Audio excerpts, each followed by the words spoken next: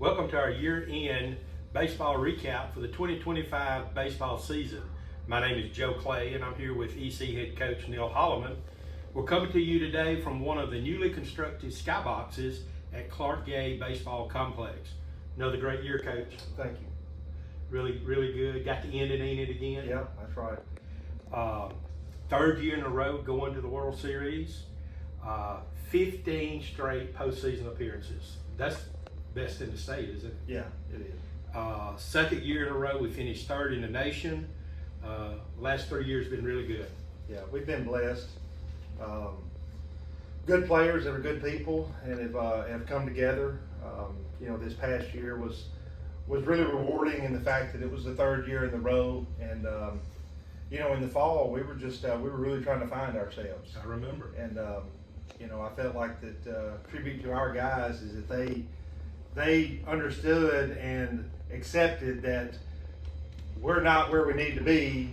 So what have we got to do to be able to close that gap to get to where we need to be? Right. And hats off to them. They were willing to buy into that and made adjustments, and it paid off. It did.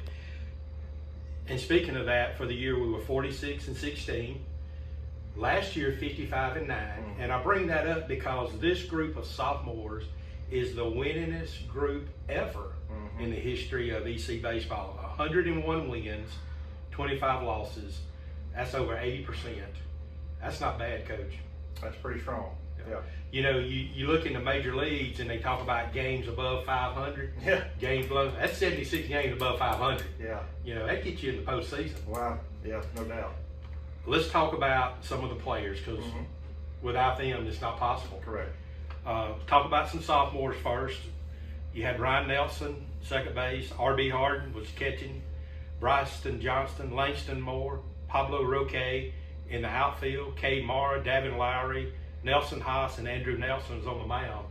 These freshmen stepped up big for you. 100%. Yeah, we're excited to have those guys coming back because all of them played roles at different times and in different aspects to allow us to be able to help these sophomores accomplish what they were able to lead the road, the route and accomplish. Yeah. Just to mention a couple of them, Ryan, I think, started just about every game at second as a true freshman.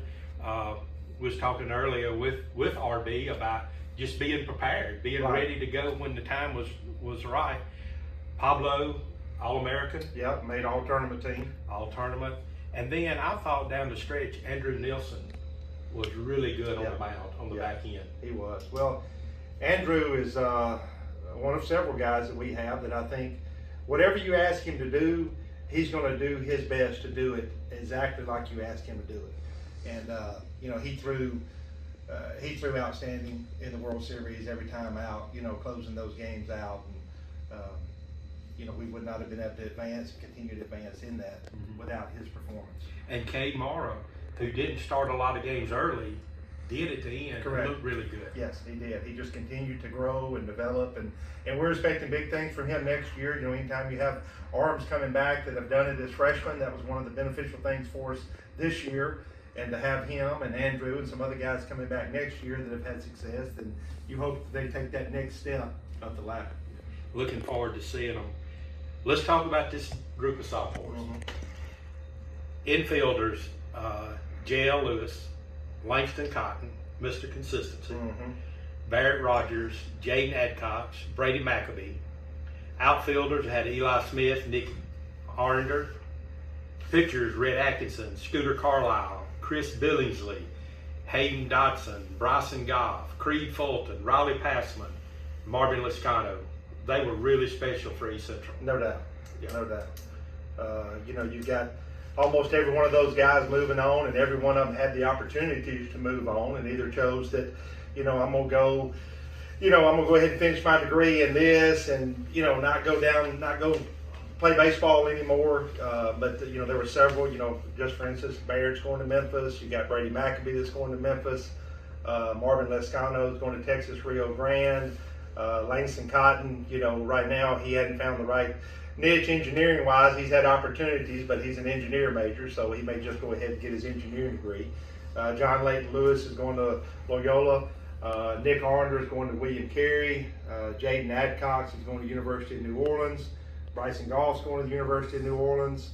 That Marvin's going to the University of Texas Rio Grande. I can't remember if I mentioned him. Eli Smith. Where would we have been without him? Oh, I don't know. You know, and he's going to the University of Mobile. Did he start one game? Yes. Pitching? Yeah. And won the game. Yeah, he did the same thing last year in the World Series. You know, I mean, it's just, but you know, it's what you continue to prepare guys to do throughout the year.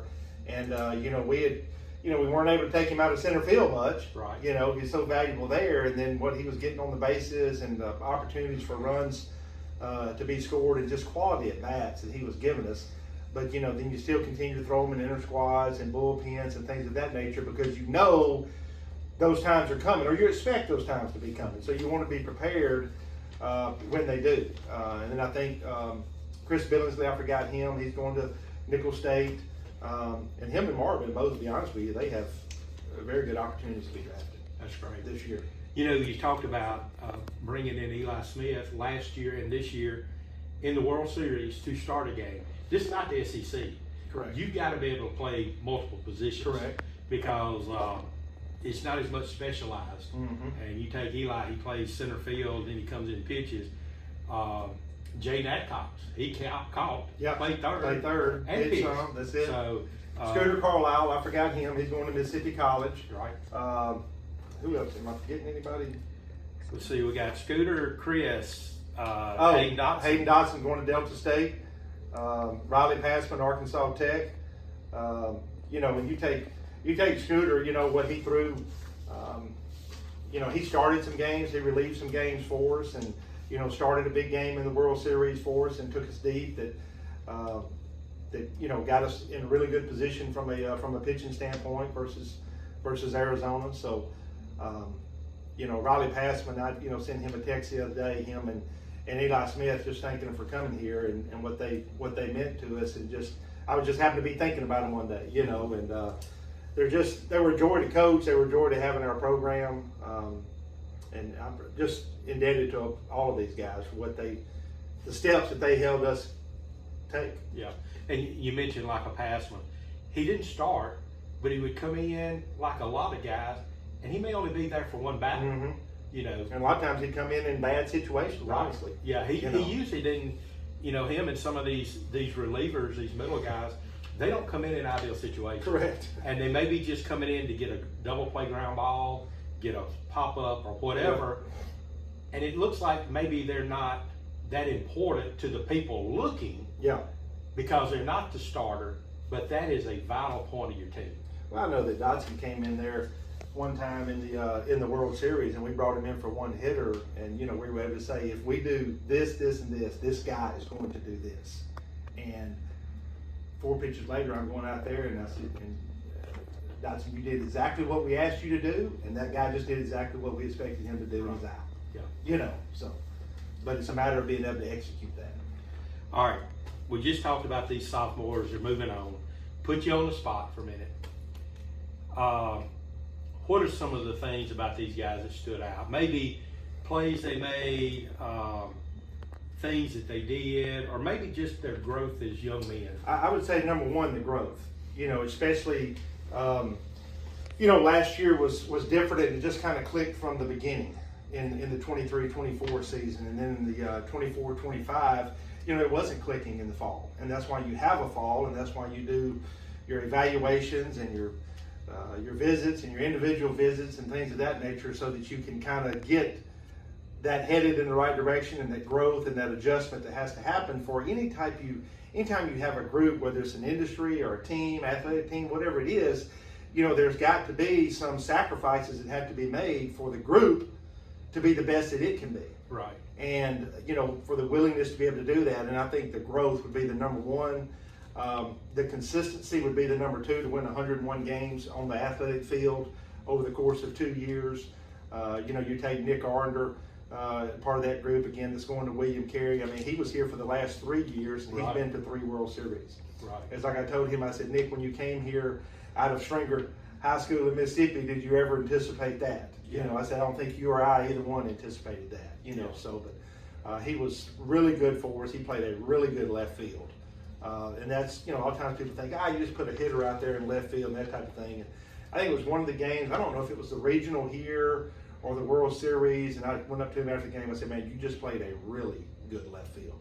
Like to the person that watches baseball every day would recognize it. The person that does just an out and out, but he'd done some things that were and saved some extra bases from the other team being able to take those extra bases. Yeah, and not only did they win 101, they won it in the toughest region in the United States. The last 2 years, 2 of the top 3 teams in the nation at the end of the year came from this region. So they're not just winning against nobody. Correct. And even the teams we bring in to start the year, what I call the preseason, Correct, are in Enid also. Yeah.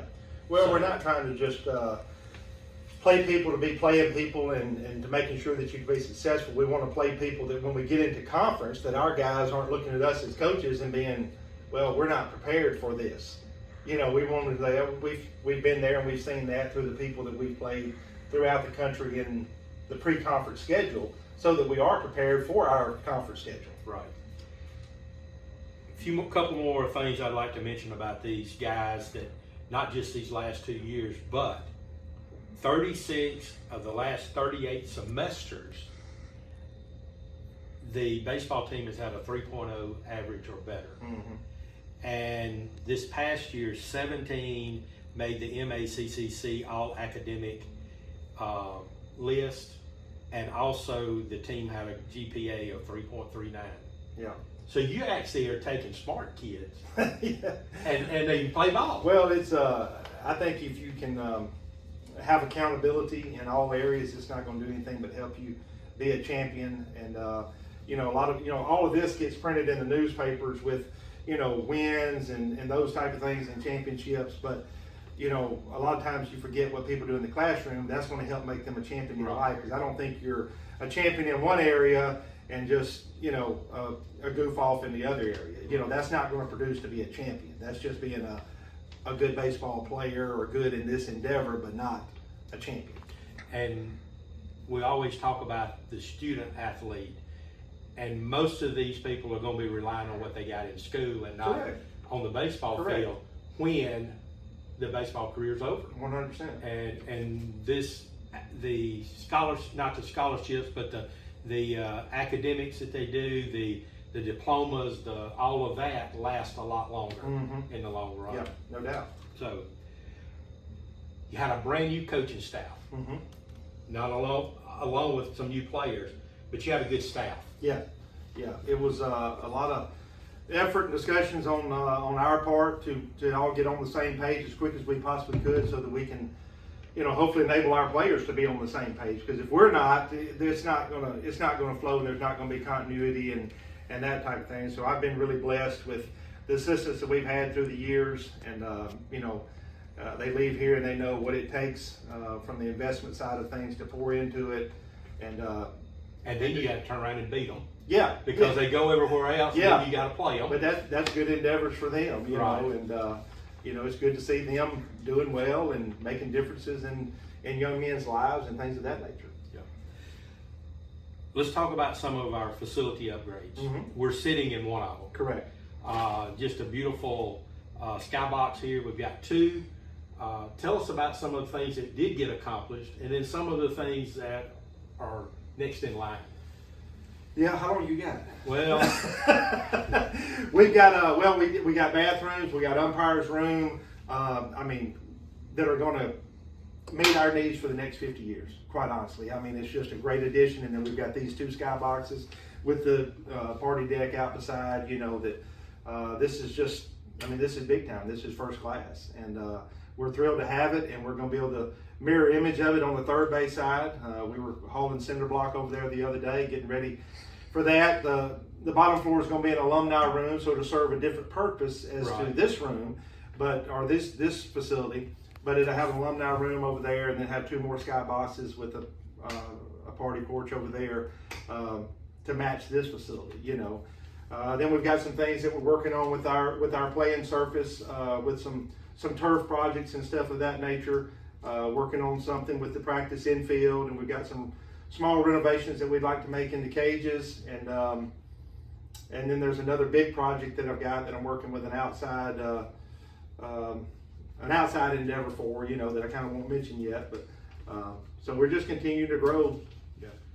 It's just step by step. And you may have mentioned it, but the video board. Yeah, absolutely. We have that this the year. video board, we added that, and then the padded wall was added, I think 2.5 years ago. It was just, I looked at our wall for years, and I was like, because I thought about the padded wall, and I looked at different color schemes and things of what you get from the longevity, because we have to do everything from making sure that we get the most from our dollars that are spent. Right. And was looking at it, and you get different colors on there, and they fade differently. And as I was talking to the company, they were like, well, black and what I call Boston Red Sox green is the two best colors as far as from a fading standpoint, And then, but if you put different business logos on it, you put them in the colors of the business, you get different fading ratios. So we did everything in what's called an MLB approved white, and put up the padded wall. And, it was one of those things where once we put it up, I'm like, wow. It looks good. Yeah. Compared to, you look at your fence, you're like, well, do we really need to spend this money on this? And we worked on this for 3 years, and then they would pull it off, which is fieldwallpads.com. They did a dusting there. It was just wonderful to work with, and they came down here and did a phenomenal job for us. The facility's looking great, Coach. More things on the way. Well, and the LED lights that, Right. administration installed from all, from soccer to softball to football to baseball. I think that was 2.5 or 3 years ago. That's it just makes everything on this end of campus look so collegiate and updated and first class. Well, Coach, it's been another great season. I want to thank you. I'd like to thank the players that may be watching this, the administration that allows me to do this, because this is just something I love doing, and I love watching these young men grow. I love watching them, play and make the plays. I get upset and get, when we lose. I get fired up when we win. So I have thoroughly enjoyed this past year, the last 3 or 4 years that I've been able to do this. Well, I thank you for the time and effort that you spend with us, because you should get excited and frustrated because you've got efforts invested into it like all of us do. I think if you don't, then that means you don't have anything invested in it. Right. These guys have just been a phenomenal representation of our institution, and we've been blessed as coaches to be able to go to work with them every day. And I think oftentimes we probably forget to tell them that. We just wrapped up another team camp, and I had 2 guys that were here, and I was like, guys, I saw your coaches demanding a lot from you the other day. This was one of the teams, and I said, I see how y'all pay attention to what we're telling you, how you present yourselves, and you're gaining things from your coach, even though there may be a lot of times you're like, man, why is he always on us, and that type of thing, because you can see a difference in the way those young men were carrying themselves, and that's what you desire to have. And I wouldn't even told that coach, because sometimes as coaches we don't think, okay, are we getting our message across? Right. So before we end today, is there anything you'd like to say about this last year? Well, not just our players. We've talked about them, and not that they don't deserve to be congratulated and appreciated, but just our fan base, our parents, our administration, our board of trustees, just all the people that encompass, the growth that we've been able to have in this institution here, not just in athletics or the sport of baseball, but just in general, because it's a non-ending process. And we just deal with this small little piece of it, which is really important to us. But it takes a lot that allows us to be able to do what we do. Right. Well, Coach, this year's passed. That's it. Fall ball's not far away. No, it's not. I'm looking forward to it. Personally, again, I want to thank you. Let's end in Enid again. That sounds like a good slogan. That would be great. All right, Coach, it's great talking with you today. And at that, we're going to wrap up this past season in EC Black and Gold. Thank you. Thank you. Appreciate you, Joe. Yes, sir.